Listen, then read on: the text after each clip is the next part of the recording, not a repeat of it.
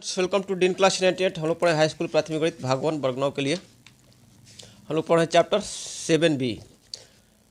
Chapter 7B का पिछले class में चैप्टर 7B है। पिछले क्लास में 17 नंबर क्वेश्चन तक सॉल्व कर चुके थे। इस क्लास में हम 18 को सॉल्व करके इसको आज समाप्त करेंगे। 18वां क्वेश्चन देखते हैं। यदि दो सरल रेखाएं एक ही सरल रेखा पर एक ही तरफ लंब हो तो सिद्ध कीजिए कि वे समांतर होंगी। चलिए 18 नंबर क्वेश्चन यहाँ पर है आपका। कह रहा है कि दो सरल रेखाएं हैं एक ही सरल रेखा पर। मान लीजिए कि ये एक सरल रेखा है। मान लीजिए ये यहाँ पर मान लीजिए एक सरल रेखा है और जो दो रेखा है, दो सरल रेखा एक ही सरल रेखा पर एक ही तरफ लंब हो, मतलब कि इसके ऊपर या तो नीचे, तो माने कि एक ही तरफ माने कि केवल ऊपर, एक ही तरफ लंब हो,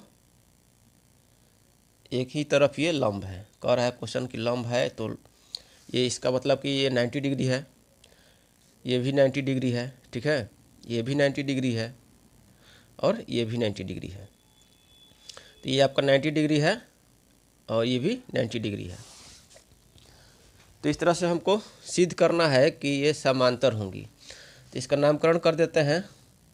तो मान लेते हैं कि ए बी सरल रेखा है, ए बी सरल रेखा है। ये आपका एक सी डी हो गया, सी डी एक लंब हो गया और एक ई एफ लंब हो गया, ठीक है। तो इसको अब चूँकि प्रश्न से यहाँ लिखेंगे, प्रश्न से क्या है, कोण जो है ई एफ डी मान लेते हैं, ई एफ डी कोण जो है, कोण ई एफ डी बराबर कितना है, कुछ चूँकि लंब है, एक ही तरफ लंब हो तो चूँकि ई एफ लंब है, प्रश्न से यहाँ लिख देंगे कि ई एफ जो है, ई एफ लंब है किस पर, ए बी पर लंब है। तो इसलिए कोण ई एफ डी ये वाला कोण, ठीक है, यह वाला कोण रेखा है। तो ई एफ डी बराबर कितना होगा, 90 डिग्री होगा। उसी तरह से कोण चूँकि सी डी जो है, सी डी लंब है ए बी पर, सी डी लंब है ए बी पर। तो इस सी डी जो है लंब है ए बी पर, तो इसलिए कोण क्या होगा, सी डी बी जो है, कोण जो है सी डी बी बराबर कितना होगा, 90 डिग्री होगा। अब देखिए चूँकि एक कोण सी डी बी यह कोण और यह कोण, ठीक है, ये बाहर वाला कोण और ये अंदर वाला कोण जो क्या है, एक संगत कोण है, एक दूसरे के ये संगत कोण है। अब चूँकि लिखेंगे कोण जो है, कोण ई एफ डी, कोण ई एफ डी और कोण ई एफ डी और कोण जो है सी डी बी, कोण सी डी बी यह कोण संगत कोण है, संगत कोण है और कोण जो है ई एफ डी बराबर क्या है, कोण सी डी बी बराबर कितना है, 90 डिग्री है, 90 डिग्री है। दोनों संगत कोण हैं और दोनों बराबर हैं, तो इसलिए लिख देंगे संगत कोण अभिगृहित के विलोम से, संगत कोण अभिगृहित, यहाँ पर आपको पढ़ाए थे पिछले क्लास में हम। संगत कोण अभिगृहित का विलोम क्या है, यदि एक तिर्यक रेखा दो रेखाओं को इस तरह से काटे कि संगत कोणों का एक युग्म समान हो तो रेखाएं समांतर होती है। तो इसी तरह इसलिए लिख देंगे यहाँ पर कि संगत कोण अभिगृहित के विलोम से, संगत कोण अभिगृहित के विलोम से ई एफ जो बराबर होगा, ई एफ समांतर होगा किसके, सी डी के। यही सिद्ध करना था कि समांतर होगी। यहाँ लिख देंगे कि सिद्ध हुआ। आप इस तरह से बना दीजिएगा, आपको है ना पूरा नंबर मिलेगा। और ये एक तरीका हो गया। एक और तरीका आपको हम बता देते हैं। चलिए एक और तरीका बता देते हैं। मान लीजिए कि एक तिर्यक छेदी रेखा, इसको इतना हो गया, बस इतना आप लोग इसको नोट कर लीजिएगा। इसके बाद हम इसको एक और तरीका बता देते हैं कि किस तरह से सिद्ध करेंगे कि ये जो है समांतर होगा सी डी के। तो एक मान लीजिए एक तिर्यक रेखा, एक तिर्यक छेदी रेखा इसको काट रही है, ठीक है, एक तिर्यक छेदी रेखा काट रही है। तो यहाँ पर जो है ये 90 डिग्री कोण हो गया, ये भी क्या है 90 डिग्री कोण है, ठीक है, ये 90 डिग्री कोण है। और इस कोण को जो है, इस कोण को, ये कोण जो है इसको हम मान लेते हैं थीटा मान लेते हैं, थीटा मान लेते हैं। तो ये थीटा हो गया, तो ये कितना हो गया, यह कोण कितना हो जाएगा, यह कोण हो जाएगा 180 माइनस थीटा हो जाएगा, 180 माइनस थीटा हो जाएगा। तो यह जो कोण बचा, कोण जो है इस कोण का, ये कोण जो है कौन सा है, मान लीजिए ये जी है, तो जी सी डी कोण जो है इसका मान निकालते हैं। इसका मान कैसे निकालेंगे, कोण जो है जी सी डी बराबर कितना हो जाएगा, ये चूँकि चतुर्भुज है कौन, F D C, F D इस मान लेते हैं एच है, एच है, जी एच डी है, ठीक है, जी एच डी को ये पॉइंट है, एच है, ये सी है, ठीक है। तो कोण जी एच डी का मान निकालते हैं, ठीक है। तो ये चतुर्भुज आपका कौन सा हो जाएगा, एफ डी एच जी, चतुर्भुज एफ डी एच जी में क्या हो जाएगा, चारों कोणों का योग कितना हो जाएगा, चारों कोणों का योग 360 डिग्री होगा। यह कोण, यह कोण और यह कोण और यह कोण, चारों कोणों का योग कितना हो जाएगा, 360 डिग्री होगा। तो यहाँ पर लिख देंगे, एक मिनट, कोण जो है चतुर्भुज, चतुर्भुज लिखेंगे यहाँ पर, चतुर्भुज का ये चिन्ह हो गया, एफ डी और H G, F D H G में कोण जो है जी एफ डी क्या है आपका 90 डिग्री है। कोण जी एफ डी, जी एफ डी यह कोण प्लस में कोण क्या हो गया एफ डी एच, कोण एफ डी एच प्लस कोण ये आपका कोण जी एच डी प्लस कोण जी एच डी प्लस कोण आपका यह कोण क्या हो जाएगा एच जी एफ, कोण एच जी एफ बराबर कितना होगा, चतुर्भुज के चारों कोणों का जो कितना होता है 360 डिग्री होता है। तो इसलिए अब कोण जी एच डी बराबर क्या हो जाएगा, कोण जी एच डी यह निकालना कोण है हमको, यह कोण निकालना है, इसको थीटा मान लिया, तो ये 180 माइनस थीटा हो गया ये वाला कोण। कोण जी एच डी बराबर क्या हो जाएगा, कोण जी एच डी बराबर होगा 360 डिग्री माइनस कोण जी एफ डी, ये सब माइनस में चल जाएगा। कोण जी एफ डी माइनस में कोण आपका हो जाएगा, ये कौन सा कोण है एच जी एफ ना, ये H G F, H G F, तो जी एफ डी हो गया माइनस कोण एफ डी एच, माइनस कोण एफ डी एच और माइनस कोण एच जी एफ। तो इस तरह से क्या हो जाएगा, 360 डिग्री और माइनस जी एफ डी कितना है, जी एफ डी कितना है 90 डिग्री है, माइनस 90 डिग्री माइनस आपका F D H, F D H क्या है ये भी 90 डिग्री है माइनस 90, इसके बाद माइनस आपका H G F, H G F ये वाला कोण 180 माइनस थीटा, 180 माइनस थीटा। तो 360 डिग्री में से ये घटाइएगा तो कितना हो जाएगा, ये 360 माइनस 90 माइनस 90 माइनस 180 सब कट जाएगा, बच जाएगा कितना, ये आपका इसको माइनस करेंगे ना तो ये आपका कॉमन हो जाएगा, तो माइनस माइनस क्या हो जाएगा प्लस हो जाएगा, बच जाएगा आपका थीटा। तो कोण जी एच डी बराबर ये कितना हो जाएगा, ये थीटा हो जाएगा, थीटा हो जाएगा, ठीक है, ये थीटा हो गया। तो ये दोनों क्या है, ये दोनों एकांतर कोण है, ये दोनों एकांतर कोण है और एकांतर कोण बराबर है, तो इसलिए प्रमेय नंबर 5 के अनुसार यदि एकांतर कोण बराबर है तो वे रेखाएं समांतर होती है। तो इस तरह से भी हम सिद्ध कर सकते हैं कि ये समांतर सी डी के, ठीक है। और यह वाला आपका आसान है, ठीक है, यही वाला संगत कोण अभिकृत के विलंब से यही ठीक रहेगा। अब चलिए इसका लास्ट क्वेश्चन देख लेते हैं, 19 नंबर क्वेश्चन देखते हैं। 19 नंबर क्वेश्चन है, बगल की आकृति में एम और एन दो समतल दर्पण है, एम और एन दो समतल दर्पण है, एक दूसरे के समांतर है। यदि आपतित किरण ए बी जो है दर्पण एम के साथ 30 डिग्री का कोण बना रही है, ठीक है, तो सिद्ध करें कि दर्पण एन से परावर्तित किरण, जो दर्पण एन से परावर्तित किरण सी डी है वो दर्पण एन के साथ क्या बनाएगी 30 डिग्री का कोण बनाएगी, यही सिद्ध करना है। चलिए हम लोग सिद्ध करते हैं। तो सबसे पहले जो है एक लंब डालेंगे एल बी, ठीक है, एम दर्पण पर, ये दर्पण है, ये समतल दर्पण है, तो एम दर्पण पर एल बी जो है एक लंब डालेंगे, ठीक है, इसके बी बिंदु पर एल बी एक लंब डालेंगे, एल बी लंब डाल दिए और सी बिंदु से एन दर्पण पर ओ सी एक लंब डाल देंगे, ओ सी,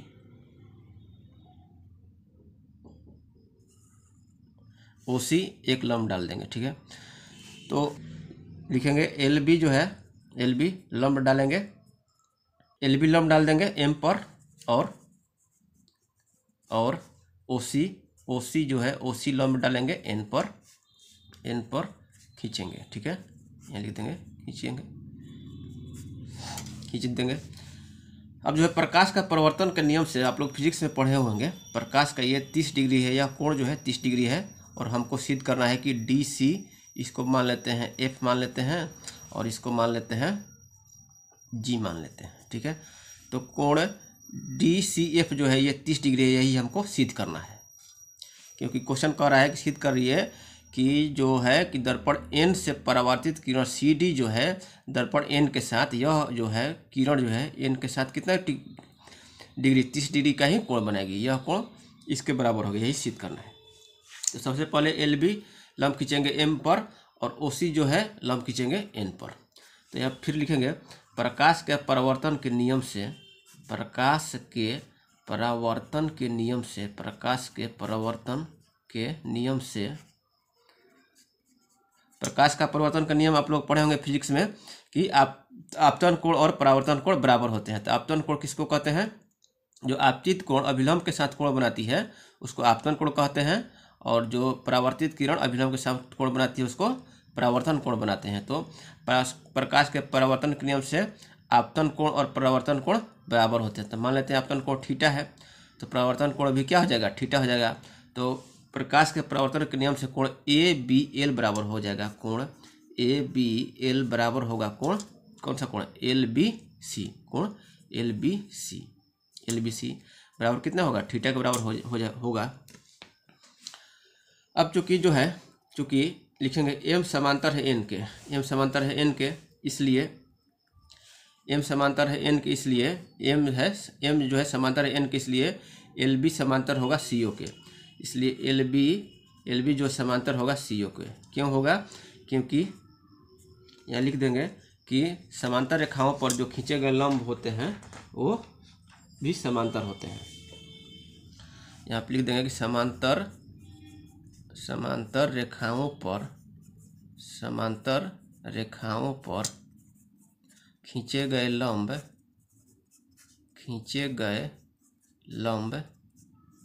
भी समांतर होते हैं, लंब भी समांतर होते हैं। तो एल बी समांतर हो गया सी ओ के, एल बी जो है समांतर होगा सी ओ के, तो इसलिए कोण जो है एल बी सी बराबर होगा कोण किसके? कोण बी सी ओ के, कोण बी सी ओ के बराबर कितना हो जाएगा? थीटा। क्यों बराबर होगा? क्योंकि ये है एकांतर कोण है, क्योंकि ये एकांतर कोण है इसलिए ये बराबर होगा, एकांतर कोण है। यानी कि देखो कोष्ट में क्यों बराबर किए, तो एकांतर कोण के चलते ये दोनों के बराबर होगा। क्योंकि एल बी है समांतर है सी ओ के, तो यह कोण और यह कोण बराबर होगा, कितना हो जाएगा? थीटा के बराबर हो जाएगा। अब जो कोण बी सी ओ है, कोण बी सी ओ बराबर किसके होगा? कोण ओ सी डी के, कोण ओ सी डी के बराबर कितना होगा? थीटा। ये क्यों होगा? ये प्रकाश के परावर्तन के नियम से आपतन कोण और परावर्तन कोण बराबर होते हैं। ये है आपतित किरण, इस बिंदु के इस एन दर्पण के लिए ये आपतित किरण है और ये परावर्तित किरण है। तो आपतन कोण और परावर्तन कोण बराबर होते हैं प्रकाश के परावर्तन के नियम से। लिख देंगे यहाँ प्रकाश के परावर्तन के नियम से, प्रकाश के परावर्तन के नियम से। अब चूंकि ये हो गया थीटा, ये भी हो गया थीटा। अब लिखेंगे चूंकि कोण ए बी सी, कोण ए बी सी बराबर क्या हो गया? कोण ए बी सी बराबर हो गया कोण बी सी डी, बराबर कोण बी सी डी बराबर कितना हो गया? ये दोनों ए बी सी और बी सी डी बराबर कितना हो गया? 2 थीटा हो गया। दोनों यह कोण जो है, यह कोण और यह कोण दोनों क्या हो गया? 2 थीटा हो गया। यह कोण और यह कोण ये 2 थीटा हो गया। अब फिर लिखेंगे चूंकि एम समांतर है एन के, एम समांतर है एन के, एम जो है समांतर है एन के, इसलिए यह जो कोण है, अब कौन सा कोण? यह कोण कौन सा कोण? यह कोण जो है, ठीक है, इसको मान लीजिए पूरा कोण, यह कोण और आपका यह कोण दोनों क्या है, एकांतर कोण है। यह कोण और यह कोण क्या है, एकांतर कोण है। यहाँ से लेकर यहाँ तक, यहाँ से लेकर यहाँ तक यह कोण और ये पूरा कोण, इसको मान लीजिए यहाँ से ले लेते हैं यह कोण, ये दोनों क्या है। अब इस कोण पर ध्यान दीजिए, केवल यह कोण और कोण यह कोण, एम समांतर एन है, ये दोनों क्या सा कोण है, यह कोण और यह कोण। कौन सा कोण है, एकांतर कोण है। यह दोनों एकांतर कोण है। चूंकि एम समांतर है एन के, इसलिए कोण जो है आपका ये कोण हो जाएगा जी बी सी, इसको मान लें पॉइंट जी, तो जी बी सी कोण जी बी सी बराबर होगा कोण, किस कोण के बराबर होगा, बी नहीं, यहाँ से लिख लीजिए एफ, यह कौन सा कोण है, एफ सी बी के, या बी सी एफ हो जाएगा, बी सी एफ, कोण बी सी एफ, कोण क्या हो जाएगा, कोण बी सी एफ। यह कोण तो ठीक है, जी बी सी, यह कोण जी बी सी, यानी कि यह पूरा कोण बराबर होगा किस कोण के, तो बी सी एफ के, इस कोण के बराबर होगा बी सी एफ के। तो अब देखिए कोण जी बी सी में क्या है, कोण जी बी सी में क्या है, ये 2 थीटा है, यह 2 थीटा है प्लस कितना है 30 डिग्री है, तो आपका कितना हो जाएगा, ये 2 थीटा प्लस 30 डिग्री बराबर कितना होगा, कोण बी सी एफ बराबर कितना है, ये भी 2 थीटा है, ये भी 2 थीटा है प्लस कोण सी डी एफ, एफ नहीं एफ सी डी, ये आपको कितना हो जाएगा 2 थीटा प्लस कोण जो है एफ सी डी, ये आपको सिद्ध करना है। तो 2 थीटा कट जाएगा, इसलिए हो जाएगा कोण एफ सी डी बराबर 30 डिग्री। तो एफ सी डी बराबर 30 डिग्री आ गया। तो दर्पण एन के साथ जो है परिवर्तित किरण सी डी कौन सा कोण बना रही है, कोण एफ सी डी ही तो बना रही है, तो यह कोण हो जाएगा 30 डिग्री। यहाँ एक बार लिख देंगे, कोण जी बी सी प्लस कोण बी सी बराबर हो जाएगा, कोण जी बी सी बराबर क्या होगा, कोण जी बी सी बराबर होगा कोण आपका हो जाएगा कोण ए बी सी, यहाँ लिख देंगे कोण ए बी सी प्लस में 30 डिग्री हो जाएगा, कोण A B C plus 30 degree, और प्लस कोण बी सी एफ बराबर हो जाएगा कोण बी सी डी, कोण बी सी डी प्लस कोण एफ सी डी, कोण बी सी डी प्लस कोण एफ सी डी, यह कोण और यह कोण दोनों बराबर हो जाएगा। ये 2 थीटा दोनों है, कोण ए बी सी कितना है 2 थीटा, कोण बी सी डी कितना है 2 थीटा, तो 2 theta plus 30 plus F C D, कोण एफ सी डी आपका हो गया 30 डिग्री। तो यही हमको सिद्ध करना था, लिख देंगे कि अतः कि परावर्तित किरण, लिख देंगे अतः परावर्तित किरण जो है परावर्तित किरण सी डी जो है दर्पण एन के साथ 30 डिग्री कोण बना रही है, 30 डिग्री कोण बना रही है, ये सिद्ध हुआ। तो इस तरह से आप लोग समझ गए, ठीक है। ये दोनों को 2 थीटा बराबर कर दिए, इसका भी 2 थीटा हो गया, और इसके बाद ये दोनों एकांतर कोण है, कौन यह कोण और यह कोण दोनों एकांतर कोण है, और एम और एन समांतर है, तो इसलिए कोण एकांतर कोण बराबर होंगे। यहाँ पर एक चीज़ लिख देंगे कि एम समांतर है, इसलिए कोण जी बी सी बराबर कोण बी सी एफ किया है, दोनों एकांतर कोण के चलते ये दोनों बराबर हैं, यहाँ पर हो जाएगा एकांतर कोण है। ओके, तो इस तरह से हम लोग जो है आपका हो गया, सिद्ध हो गया 19 नंबर क्वेश्चन। 19 नंबर क्वेश्चन के साथ ही ये हम लोग चैप्टर 7B जो है समाप्त कर लिए, चैप्टर 7B का सभी क्वेश्चन समाप्त कर लिए। अब अगले क्लास में हम देखेंगे क्या है, त्रिभुज है, त्रिभुज को शुरुआत करेंगे अगले क्लास में। तब तक के लिए धन्यवाद।